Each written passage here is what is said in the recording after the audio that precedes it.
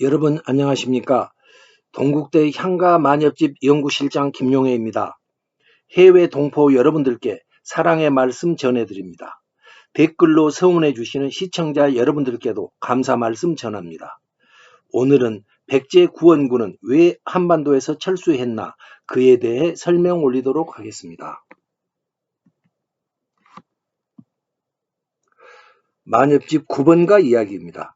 660년 신라와 당나라가 백제를 기습 공격했습니다. 일본이 백제를 구원하기 위해 파병했습니다. 오늘 시청자 여러분들께서는 철수 이유와 함께 9번가가 언제 어디에서 만들어졌을까 이에 대해 관심을 갖고 들어주시기를 부탁드립니다. 구체적 기록이 없으니 아무래도 짐작할 수밖에 없는 것입니다. 일본 지도부 사이에 전쟁을 놓고 심각한 균열이 있었습니다. 그 사건이 노래로 불려졌습니다. 9번가의 원문은 이렇습니다. 이 작품은 별로 길지도 않는데 만엽집 4516곡 중에서 가장 어려운 작품이라고 소문이 나 있습니다.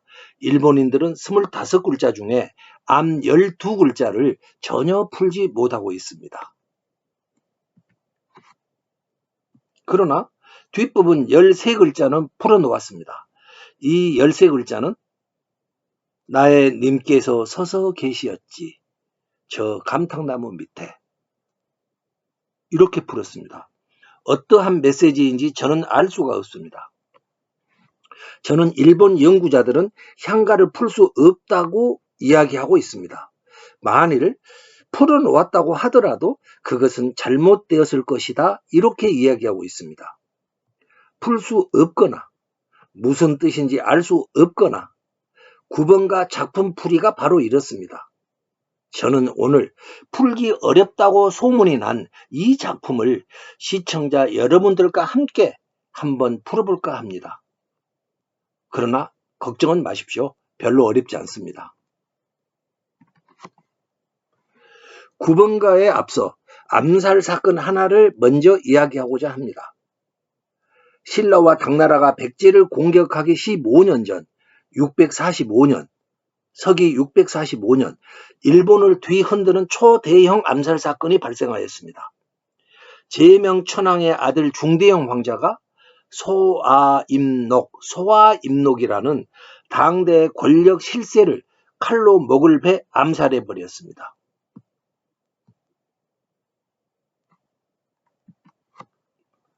소아임록이라는 사람은 소아씨라는 친족 집단의 우두머리였습니다. 그들은 3대를 내려오면서 황실을 손아귀에 쥐고 국정을 마음대로 흔들었습니다. 이에 분노한 중대형 황자가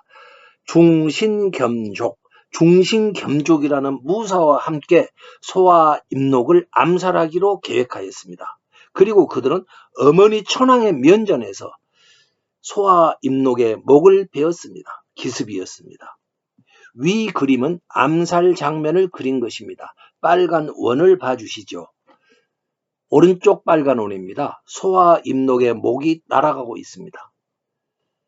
두 번째 왼쪽 빨간 원입니다.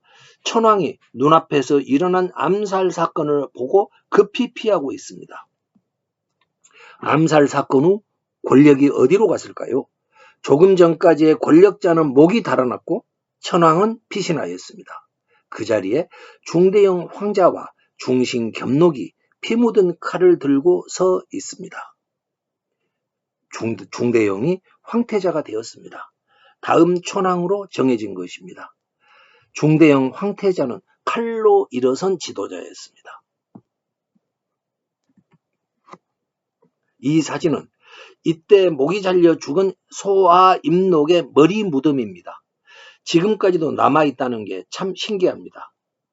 권력이 저녁 안개처럼 사라지고 새로운 권력이 피비린내와 함께 등장하였습니다. 그리고 이 사건 후 15년이 지났을 때 중대형 황태자가 백제 구원군 파병을 결정하였던 것입니다.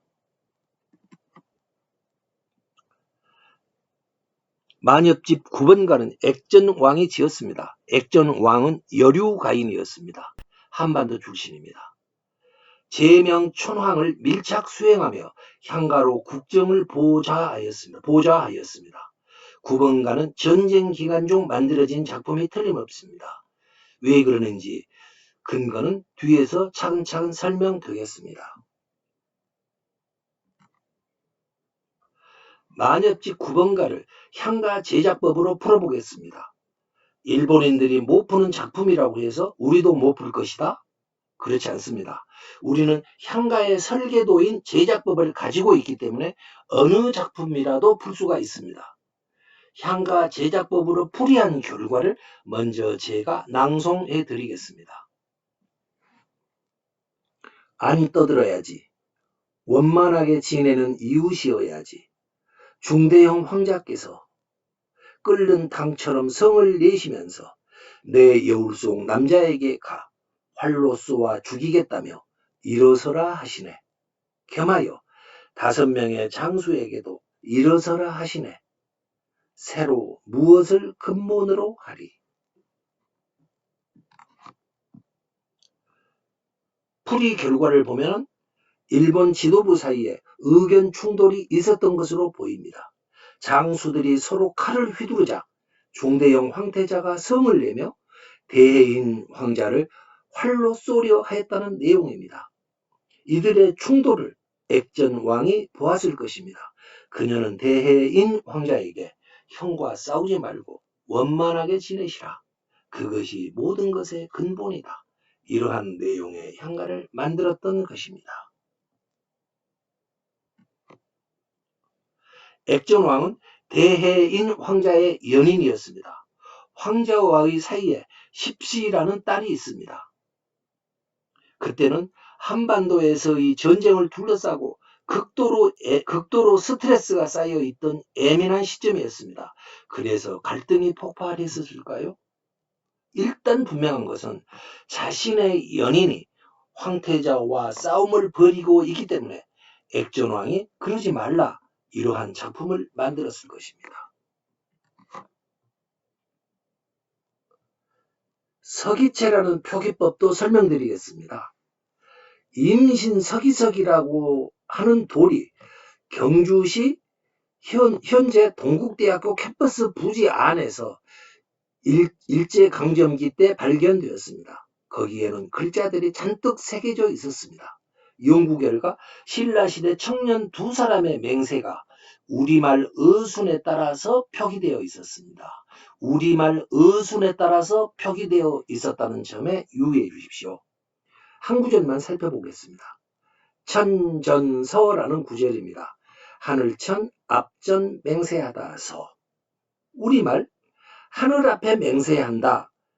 이런 말을 표기하면서 우리말의 핵심어라고 할 수 있는 하늘 앞 맹세한다.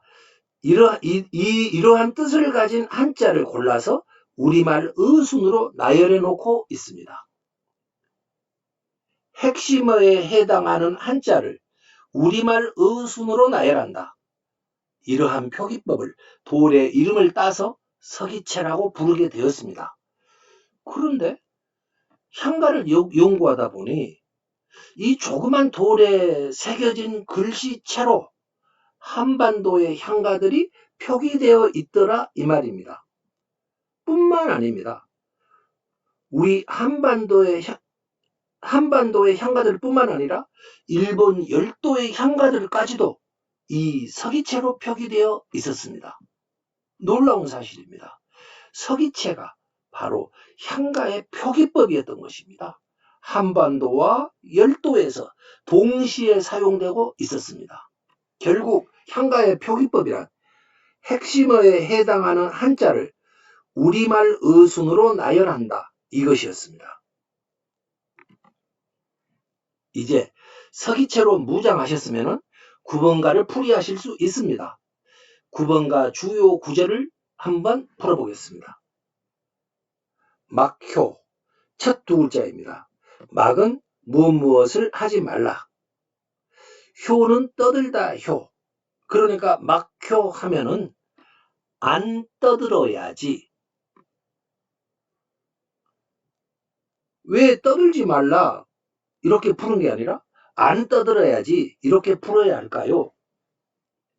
한국어는 부정할 때는 말의 앞에다가 안, 그러니까 안 하다, 안 먹다 할 때 안, 또는 못하다, 못 먹다 이럴 때의 못, 이런 글자를 붙입니다.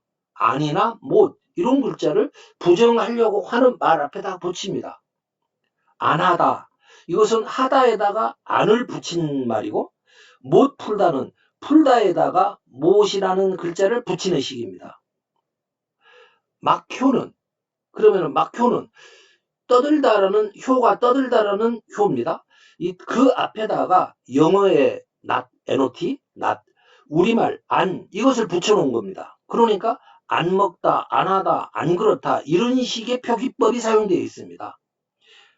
일본식이 아닌 우리말의 조어법 그대로입니다. 일본 사람들은 뒤에다가 일본어는 나이라는 부정어, 우리로 말하면 not, not 영어, 우리로 말하면 안 그런 것들을 자기들 말의 뒤에다 붙입니다. 하지 않다를 시나이, 그들은 이렇게 말합니다. 시나이, 나이가 뒤에 붙죠. 근데 우리는 안 하다 앞에 붙지요, 아니? 근데 막효를 보면은 효 앞에다가 부정어를 붙여 놓았으니까 어감이 조금 이상하기는 하지만은 안 떠들어야지, 막효는 안 떠들어야지 이렇게 제가 한번 풀어보았습니다. 떠들지 말아야지 이렇게 풀어도 뭐 틀릴 것이야 없겠습니다. 9번가의 최고 문제는 이 구절입니다. 그러나 약간의 파격이 있고 한자의 뜻이 좀 낯섭니다. 그렇지만 못 풀 정도는 아닙니다.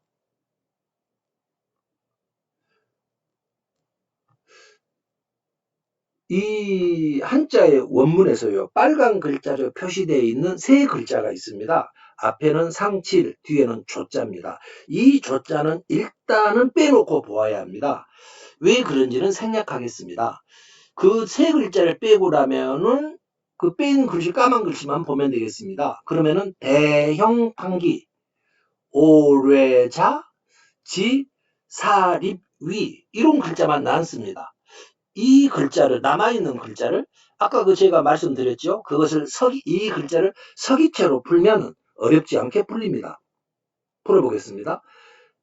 대형께서 끓는 탕처럼 성을 내시면서 내 여울 속 남자에게 가 활로 쏘겠다며 일어서라 하시네. 이런 뜻이 나옵니다. 그냥 서기체 그대로 우리말대로 풀어나가면 됩니다. 어렵지 않습니다. 이 중에서 앞에 네 글자를 보겠습니다. 대상칠형, 이런 네 글자입니다. 이것을 이번에는 풀어보도록 하겠습니다. 이 작품 해독의 고비가 되겠습니다. 한자의 뜻들은 다음과 같습니다. 대는 크다 대, 상은 서로 상, 칠은 칼로 자르다 칠, 일곱 칠이 아닙니다. 마지 형 할 때 형입니다. 이런 뜻을 가지고 있습니다. 이 한자들은. 대상칠형, 이 글자들의 형태를 살펴보십시오. 중대형의 이름자가 대형인데, 대형이라는 글자의 사이에다가 상칠, 까만 글자입니다. 상칠이라는 두 글자를 끼워 넣어 놓은 모습입니다. 이 글자의 모습은 대형과 상칠, 중대형 황자의 이름인 대형과 상칠이라는 글자들을 서로 분류해서 보아야 합니다. 이러한 형태로 이렇게 분류해서 이 네 글자를 볼 수 있느냐 없느냐, 이것이 관건입니다. 이렇게 보지 못한다면 이 작품은 풀 수가 없습니다. 한번 곰곰 생각해 보시기를 권합니다. 대상칠형을 가운데 두 글자를 빼내고 나면은 대형만 남습니다. 이 대형과 상칠을 따로 보자는 것입니다. 상칠 두 글자와 대형 두 글자를 따로따로 보자, 이 말입니다. 그러면 네 글자 중에서 따로 떼어낸 대형이라는 뜻, 대형이라는 두 글자의 뜻을 보겠습니다. 대형은 중대형 황태자의 이름인 것입니다. 중대형의 이름자를 두 개로 갈라 그 가운데다가 상칠이라는 글자를 끼워 놓았습니다. 아주 의도적입니다. 가운데에 끼어 있는 두 글자 상칠을 풀어보겠습니다. 상은 서로 상, 우리가 잘 알고 있는 글자입니다. 칠을 여러분께서 모르실 겁니다. 칼로 내리치는 모습 칠입니다. 우측 붉은 밑줄을 보아주십시오. 네이버 한자 사전에서 따온 것입니다. 갑골문에서 칼로 내리치는, 갑골문에서 칼로 내리치는 모습이다, 이렇게 되어 있습니다. 그러니 상칠, 서로 상, 칼로 내리치다, 이렇게 되니까 서로 칼을 휘두른다, 이런 뜻이 되겠습니다.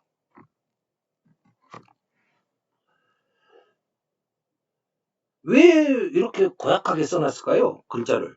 다시 한번 대상칠형이라는 글자를 다시 살펴보겠습니다. 대형이라는 중대형 황태자의 이름 글자를 대형이라는 글자를 두 개로 딱 뽀개서 그 가운데다가 서로 칼싸움한다, 이런 뜻을 가진, 이상한 뜻을 가진 상칠이라는 불순한 글자를 끼워 넣었습니다. 자, 이렇게 되니 단순한 칼싸움이 아니게 됩니다. 중대형의 진지 안에 심각한 싸움이 있고 그것이 중대형을 파괴하고 있다, 두 쪽을 내고 있다, 이러한 뜻을 담았을 것입니다. 원문에 나오는 조라는 글자를 풀겠습니다. 여러분, 조도 좀 보기 어려운 글자죠. 조는 8가지 뜻을 가지고 있습니다. 이 뜻들을 일일이 대입해서 문맥에 맞는 뜻을 찾아야 합니다. 미련하고 끈기가 있어야 가능한 작업입니다. 여기에서 보듯이 조는 8가지 뜻을 가지고 있습니다. 어느 것이 문맥에 맞을까요? 조는 메뚜기라는 뜻을 가지고 있었습니다. 메뚜기는 밭에 있는 메뚜기가 아니고 활을 쏠 때 옷 소매를 조이기 위해서 착용하는 도구입니다. 우측 사진을 보시죠. 메뚜기의 모습과 옛날 궁사들이 메뚜기를 차고 활을 쏘는 모습입니다. 자, 메뚜기가 무엇인지 확실히 아셨죠? 다음으로 오뢰자라는 구절을 보겠습니다. 나오, 여울뢰, 남자자입니다. 뜻을 그대로 이으면 됩니다. 내 여울 속 남자로 풀이됩니다. 내 여울 속 남자, 내 여울의 남자. 재미있는 구절입니다. 액전왕은 대해인 황자의 연인이었습니다. 황자의 연인이라고 해서 현대 일본의 모든 여인들이 선망하고 있습니다. 액전왕이 대해인 황자를 내 여울 속 남자라고 표현하고 있습니다. 왜 이렇게 표현했을까요? 여울은 무엇일까요? 여기서 여울은 저는 여성의 성기를 의미할 수도 있다, 이렇게 봅니다. 그렇다면 마녀집 속에서 남녀 문제를 가장 리얼하게 그린 구절일 것입니다. 대해인 황자가 액전왕의 남자였음이 분명합니다. 또 여울은 후쿠오카에 있던 액전왕의 숙소에 흐르고 있던 여울이었을 것입니다. 후쿠오카에 주둔하고 있을 때 대해인 황자가 액전왕의 집으로 찾아가서 흐르는 여울에 몸을 담그고 함께 사랑을 나누었을 수도 있습니다. 이렇게 본다면 9번가는 후쿠오카에 주둔할 때 만들어졌을 것입니다. 액전왕은 전쟁에 직접 참전하였습니다. 여울이 있는 곳이란 당연히 후쿠오카의 숙소였을 것입니다. 액전왕과 황자와의 관계는 연인 사이였다고 하였죠. 아마도 혼외정사였을 것입니다. 공식 부부였다면 내 여울 속 남자, 이렇게 표현하지 않았을 것입니다. 어느 곳, 언제 칼부림했던 사건이 발생했었을까? 어디에도 기록은 없습니다. 9번가의 해독과 역사적 팩트를 기초로 해서 저의 판단을 말씀 올리도록 하겠습니다. 어디까지나 상상의 영역이라는 점을 감안해 주십시오. 다음이 관련되었을 만한 역사적 팩트입니다. 서기 663년 8월 28일 서해 한반도 서해안 백총강 전투에서 일본 수군이 당나라 수군에 패배하였습니다. 그로부터 열흘 후 9월 7일 날 백제 주유성이 당나라에 항복하였습니다. 주유성이 항복하니까 백제인들이 이렇게 말했습니다. 대래성에 가서 일본 장군들과 만나 어떻게 해야 할지 의논하자. 대래성이라는 곳에 있는 일본 장군들을 만나야 한다, 이렇게 얘기하고 있습니다. 그리고 그로부터 18일 후 9월 25일 날 일본군이 백제인들과 함께 한반도 대래성을 떠나서 일본으로 향하였습니다. 철수한 것입니다. 그러면은 주유성이 항복하고 그로부터 18일간에 걸쳐서 대래성에서는 대책회의가 있었다고 보아야 합니다. 주유성 함락 18일 후 일본군의 철수는 놀라운 결정입니다. 3년간의 기나긴 전쟁이 있었는데 단 18일 만에 갑작스럽게 철수가 시행된 것입니다. 적을 배후에 둔 무조건적인 한반도에서의 완전 철수, 그리고 공격보다도 더 어렵다고 하는 후퇴작전, 이러한 철수 명령은 대래성에 있다는 일본군의 현장 지휘관이 내릴 수 있는 사안이 아닙니다. 그런 사안이 아닙니다. 일본국 전체의 통치 구도와도 연결되기 때문에 반드시 최고 권력자의 결심을 받아야 하는 명령입니다. 실제로 철수 이후 일본의 모습을 보면 허둥지둥 여기저기 성을 쌓고 또 도읍 이전을 추진하는 등 준비되지 않은 국가적인 혼란상이 보입니다. 만일에 전쟁 최고 지도부가 후쿠오카에 있었다고 한다면, 바다 건너 후쿠오카에 있었다고 한다면 긴급 연락 책임자가, 최고급 장수겠죠. 긴급 연락 책임자가 바다를 건너갔다가 다시 돌아와야 하기 때문에 왕복 거리 등을 감안해 보면은 18일 만에 철수가 결정된다는 것은 시간적으로 도저히 불가능한 사안입니다. 이로 볼 때 이러한 결정을 내릴 수 있는 일본 최고의 의사결정권자가 바다 건너 후쿠오카가 아니라 남해안의 대래성에 있었다는 뜻이 됩니다. 주유성이 함락하니까 백제인들이 말했다는 대래성에 있는 일본의 장군들에게 협의를 해보자 한 사람이 바로 일본 최고의 의사결정권자였다는 말이 되겠습니다. 그러면 그 당시에 일본 최고의 의사결정권자인 중대형 황태자가 어디에 있었겠는가? 바로 대래성에 와 있었던 것입니다. 대책회의는 대래성에서 열렸을 것입니다. 백총강 패배, 주유성 함락에 따른 향후 대응책이 하달되는 회의였을 것입니다. 그 회의에서 바로 칼부림 사건이 발생하였을 것입니다. 전후의 맥락을 살펴보면 중대형 황태자의 입장은 선명하였습니다. 사전에 후퇴를 고려하는 흔적은 없었습니다. 중대형의 입장은 강력한 전쟁 지속이었던 것입니다. 저는 중대형 황태자의 이러한 전쟁 지속 명령에 대해 대해인 황자가 중대형 황태자에게 노골적으로 대들었을 것이다. 저는 이렇게 봅니다. 그리고 5명의 장수가 대해인에게 동조하였을 것입니다.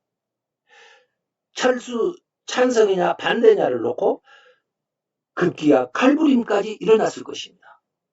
이러한 하극상의 행태에 대해 머리 끝까지 화가 난 중대형 황태자가 대해인과 5명의 장수를 쏘아 죽이겠다, 활을 가져오라 했을 것입니다. 그러나 중대형은 더 이상 전쟁을 계속할 수 없었습니다. 대상칠형, 대상칠형이라는 이 네 글자의 형태가 이러한 중대형의 상황을 설명해주고 있습니다. 권력이 심각하게 균열된 모습입니다. 하극상을 맞은 지도력으로는 전쟁을 치를 수가 없었을 것입니다. 결국 명령이 떨어집니다. 철수하라. 이 명령에 따라 서기 663년 9월 25일 일본군은 한반도 남단 대대성에서 철수하였습니다. 백제가 별똥별이 되어 긴 꼬리를 남기고 수평선 너머로 사라집니다.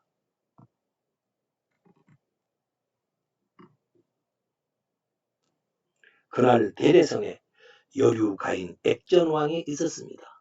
그녀가 사건을 노래에 담았습니다. 9번가입니다. 향가는 노래로 쓴 역사였습니다. 향가는 노래이면서 동시에 한반도와 일본 두 나라 고대 역사의 원사료라고 하겠습니다.